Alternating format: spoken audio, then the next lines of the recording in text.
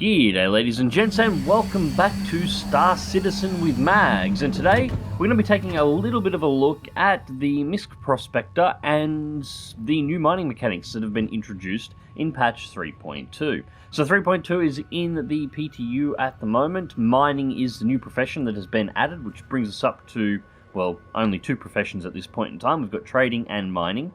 Now, the mining mechanics are not completely finalized. At this point, you can only mine on the surface of the moons that are available in Star Citizen. They haven't made asteroid mining available yet, but the mechanic is going to work in pretty much the same way. But first things first, I'm going to put the Prospector down here. We're going to have a quick look around the ship, because I haven't actually shown this on channel before. It's been in game since, I want to say 3.1, but I think it may have actually been added in 3.0. I didn't pay a huge amount of attention to it when it was first added, as the ship's primary purpose was mining, and there was no mining mechanic. Where is it? Engine off. We'll just turn the engines off here. Off. Thank you. So, anyways, there was no mining mechanic to actually use a dedicated mining ship, so you could fly it around, but it wasn't a particularly interesting vessel. With 3. Ooh. That's an interesting glitch. I think I was just clipping through the chair there, or it was swinging back into position. I have to put in a bug report about that. Anyways, yeah, the ship wasn't overly interesting. It didn't have a lot of firepower. It's a mining ship, and if you can't mine in a mining ship, there's not much point to looking at it. So anyways, this is the crew area, and this is the space toilet. I don't know why, but I actually really like ships that actually include a bathroom. It seems like something that makes no sense in terms of gameplay, but if you're trying to build a ship that feels realistic, it should be there. Obviously, we've got the bed. You've seen them work before, nothing particularly interesting here, and most of this is avionics and service panels. So, it's just a tiny little space. You can potentially log out in when you're out mining, so you do not have to return back. But that's really all it's for. Let the mine your step on the ladder there. Alright, so... God, I love the look of Daymar. There she is. Now, the Prospector doesn't have a cargo bay. All of the ore that it extracts, which goes through the mining lasers that you can see mounted to the front of the ship, goes into the tanks you see on the left and right hand side. Now, these tanks can only store ore that the Prospector has mined. You cannot stick anything else in these tanks, so you can't use the Prospector for hauling. It is a pure mining rig. The only usage it has is extracting ore, processing it, and loading those tanks up for sale. However, once the tanks are full, you can use the Prospector to haul that ore directly to a sales site without needing to, unload it into something else. Now, the rear access hatch here at the moment, that's the only interactable point, but we can see the back end of the mining laser. Now, long term, some of these parts will be upgradable, some of these parts will take damage over time and need to be repaired. So what you're seeing here is basically a service access point to get to the guts of the laser and work on it. So, this is pretty much it. I mean, you can have a look inside of the landing gear bays, which are surprisingly detailed and do actually show through to the internals where the laser is mounted. Sounds like we're actually getting a dust storm picking up here. But anyways, that is pretty much the Prospector in the nutshell. I mean, these are the ore canisters that are on the outside for all the extracted materials. I think long term these are supposed to be able to be dropped off the ship and potentially swapped out, but that's really it. The ship is pretty straightforward. So what I'm going to do now is we'll, the mining laser here at the front, we'll take a good look at how that operates in just a second. I'm going to jump back into the cockpit and we are going to go find something to mine. Alright, ladies and gentlemen, so we are back in the air. We're just cruising through the canyons at the moment. Now, I've just hit tab. This is the scanning interface. It charges up and it does a sonar-like ping through the area and gives you all of these blue markers. Now, these blue markers are surface mineral deposits that you can potentially mine. Now, the scanning system is meant to work the same in asteroid mining when it's implemented. You'll just be scanning the asteroids and finding individual ones that actually have useful materials in it that aren't just chunks of granite. A little bit of pop in there. Anyways, So this is our first rock. Now we just got to bring ourselves into the right range. Put ourselves in hover. I wish I could actually do this without deploying the landing gear, but it's not an option available yet, unfortunately. But dropping the landing gear will control your speed a little. Right, now, M. This is our mining laser. So, we're just doing a scan of the asteroid at the moment. We just want to find out what its composition is. At the moment, it looks like primarily quartz. It's a 3.2 ton rock with, 8.45% quartz. That's not what we're after. So we're going to cruise through the canyon here and see whether or not we can find a couple of other rocks to mine.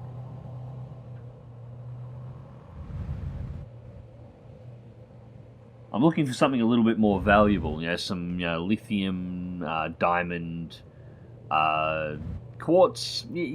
Quartz is easy to mine, but I want to take something with a serious payload and see what I can get for it.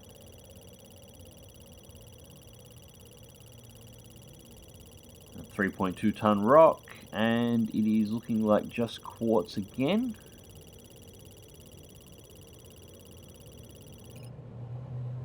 And not what we're after.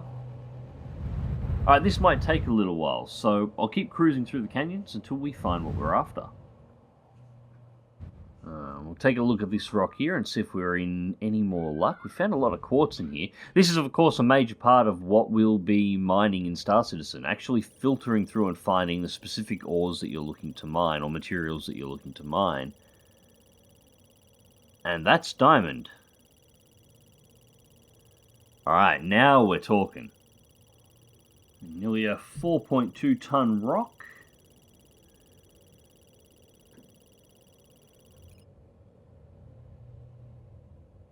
Alright, so let's get in here. Now we're going to get the range to around the 70 meter mark. You don't want to be too close, because if you mess this up, the rocks can explode and will actually damage your ship. So just completing the scan, we'll find out exactly how much diamond is inside this rock. Regardless, it's going to take us quite a bit of messing around to actually extract it all out. This is a pretty big rock. Alright, 0.17% diamond, and the rest is useless materials. So, anyways, this is the mining laser. This is in fracture mode. This is how you break down the rock for mining. Now, there's a couple of things you need to look at here. On the left-hand side, you can see the instability and resistance ratings for the rock, and you'll see a line with laser throttle. This is how much power I'm putting through the mining laser. Underneath it, you see rock energy level. This has a clear area, then a green light and dark stripe section, and a red light and dark stripe section. This is how much energy the rock currently contains from the mining laser. The idea is to get the energy level into the green and hold it there. If you're in the clear section, there's not enough energy to actually affect the rock. If you're in the red section, you're overcharging the rock, superheating it, and can potentially cause it to explode. Now, on the right-hand side of the mining laser, you'll see fracture sensor and overcharging sensor. When you're in the green zone, the fracturing sensor will start filling up. When this bar's at 100% is the point that the rock breaks and you can start getting at the materials inside. Underneath it, you've got the overcharge sensor. When you're in the red zone, that starts going up. When it gets to 100%, the rock explodes. So we've got it into the green now, so I can start backing the throttle off a little bit, so we don't progress into the red. I think we've just about got it. If I hold it around 48%, oh no, that's in the red. Back in the green. So our overcharge is now going down on the right hand side, and our fracturing is just about at 100. And there we go. Alright, now we scan the individual components. Now, this is a pretty big rock with a pretty low amount of diamond inside of it. So as you can see, these rocks we're now scanning, each of them contain a section of diamond, and, well, they're all fairly solid. we still cannot extract ore out of these yet. We're going to have to fracture these rocks down to something smaller. Now, a smaller rock or a rock with a higher density of materials, we would be able to start extracting material from these. But since we're after something specific, we're going to have to fracture one of these rocks now to get to the stuff that's inside.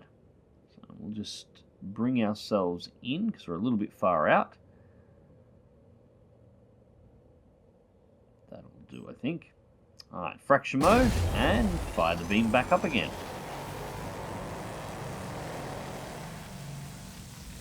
Now it looks like about 20%. We seem to be charging up nicely. This is a much smaller section of rock, so it's got a much lower resistance. It'll absorb energy much faster. Start backing down. It'll also fill up the actual the fracture sensor bar much quicker. We've got that held. 80%. And boom.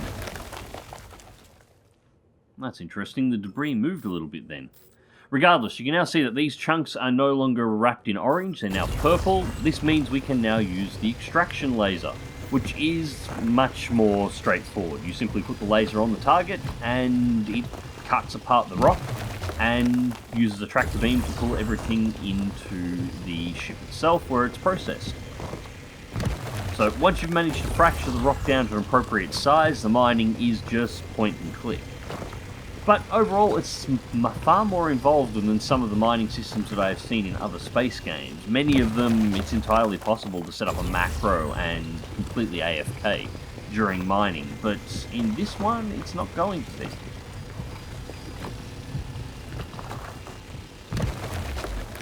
Cargo capacity, that one shard got us up to 31%, which means this one piece over here doing exactly the same thing, we're probably not going to be able to chew up the entirety of this rock on our own.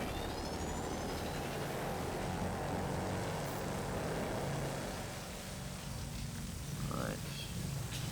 The energy's jumping up, so we'll back the throttle off again.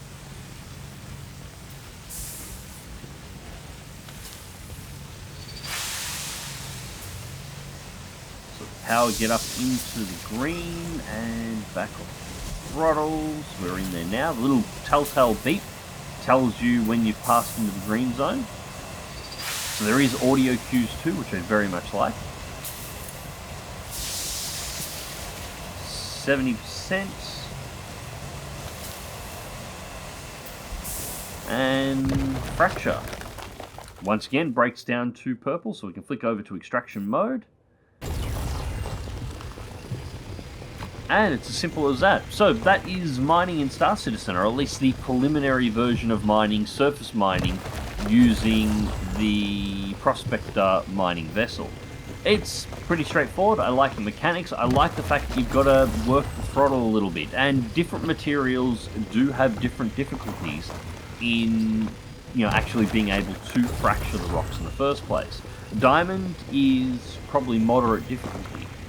I have run into a couple of materials that it is very easy to overcharge them and cause them to explode. The quartz that we scanned earlier on is on the very easy scale. Pulling those rocks apart is simplistic, and you get, well, a moderate amount out of them.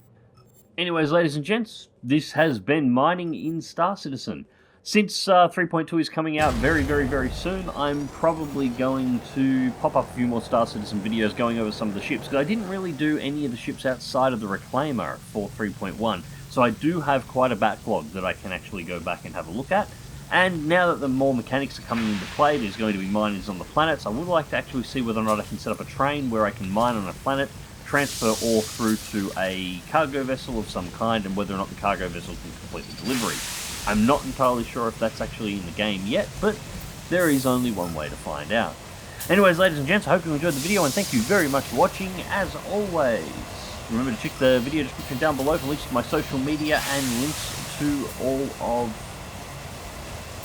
I nearly overheated that one. Links to all of my Twitch, my Patreon if you'd like to help support the channel. And until next time, remember to click that like button, share and subscribe if you would like to see more. And as always, take care.